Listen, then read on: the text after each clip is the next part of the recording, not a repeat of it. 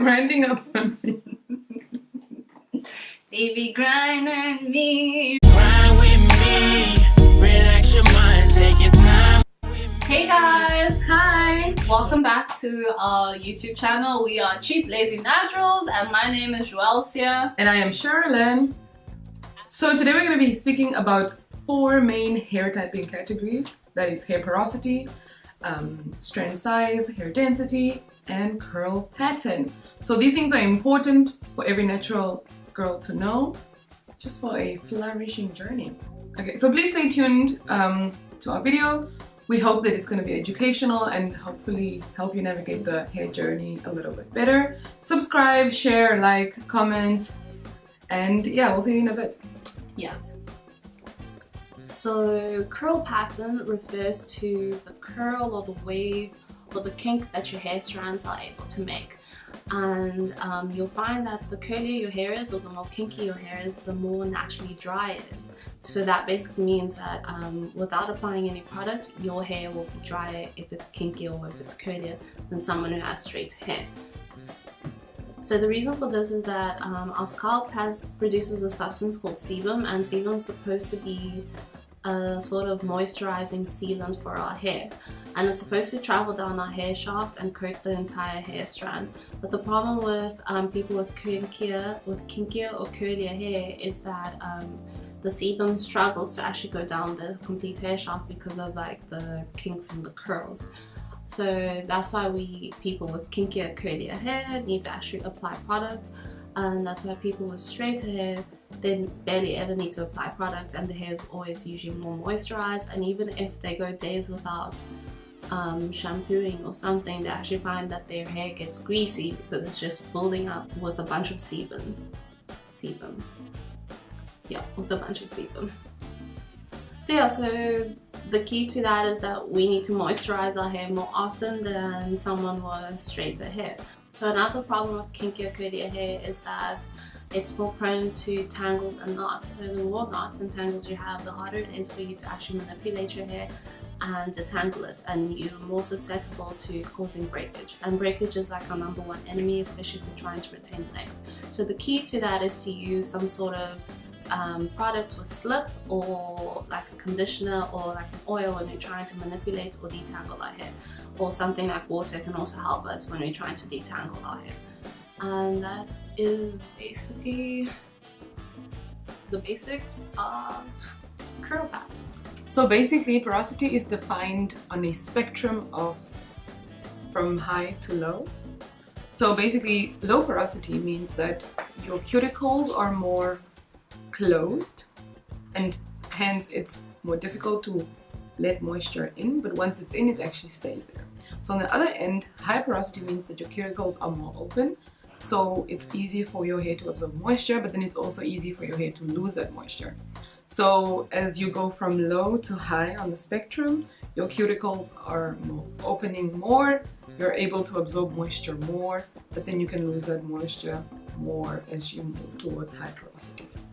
So why do you need to know your hair porosity?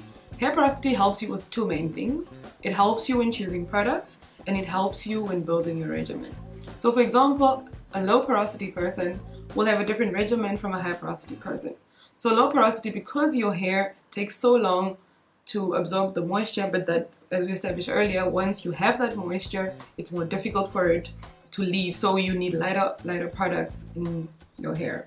Where a high porosity person, it's easy to absorb and to lose the moisture. So you need heavier products to seal in that moisture and to keep it home with you.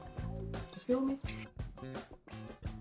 Okay, so where does porosity come from? Porosity is predetermined, but porosity can be changed by manipulation, shampooing, and it can also be changed by things like heat damage, color damage. So basically just processing of your hair and over processing can cause your porosity to change from one spectrum to another. So the next thing you want to know is your strand size. So your strand size can either be thin, it can be medium, or it can be coarse. So if you have thin strands, it means that your hair is brittle, it's very prone to breakage, it breaks easily, and it also means that products can weigh your strand down heavily. So in that case, you want to use products that are lighter, you want to use just less product in general when applying it. And you really also want to be very careful when manipulating your hair. You don't want to detangle very, very gently. And when you're just doing your normal wash day and your regimen, you want to be very, very gentle with your hair in terms of manipulation overall. Where with coarse hair, you can afford to be a little less gentle. You can use heavier products, you can use more product in general because your hair will just absorb all of it. Or just not absorb, but the strands are strong enough to just be able to handle the heavy products. Yeah, so and then medium is more like the sweet spot. So hair density refers to the actual amount of hair strands that you have on your head. So not to be confused with hair thickness, which refers to the actual circumference of your hair strand.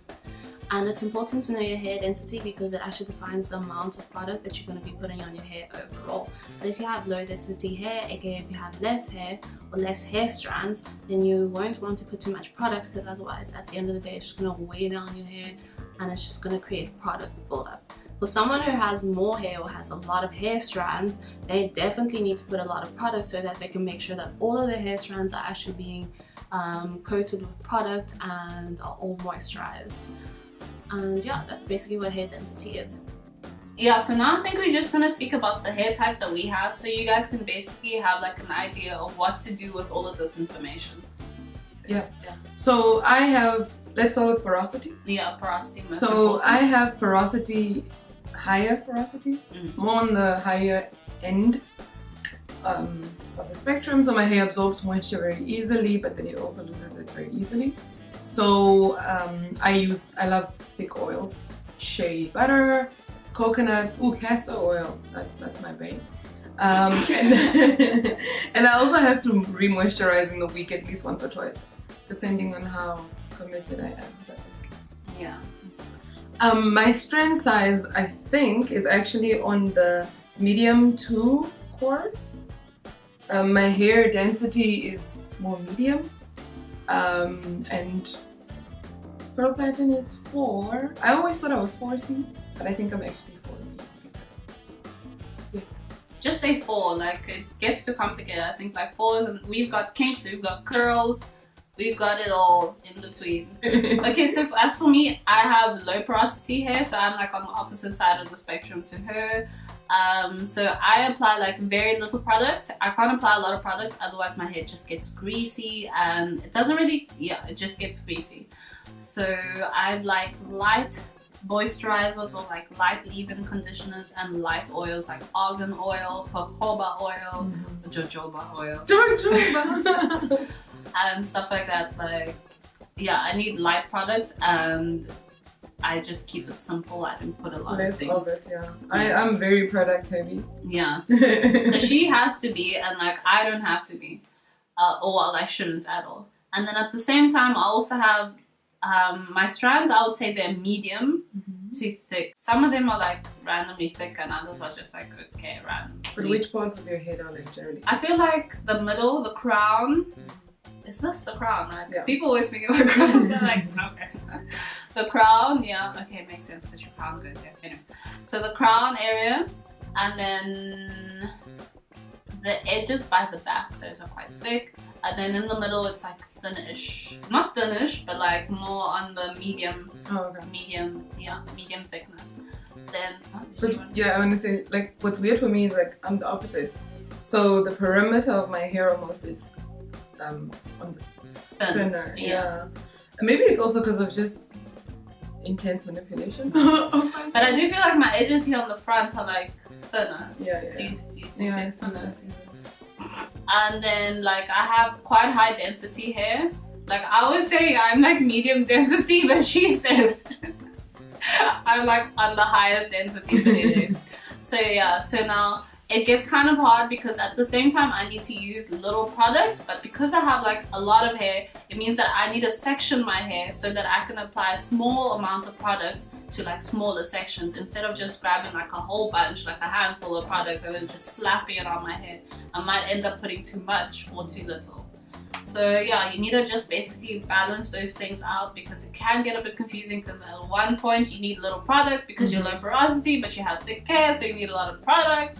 And then also I'm type 4, so which means like my hair also needs like more product than someone who has straighter hair, but at the same time I can't exaggerate because I have low porosity hair.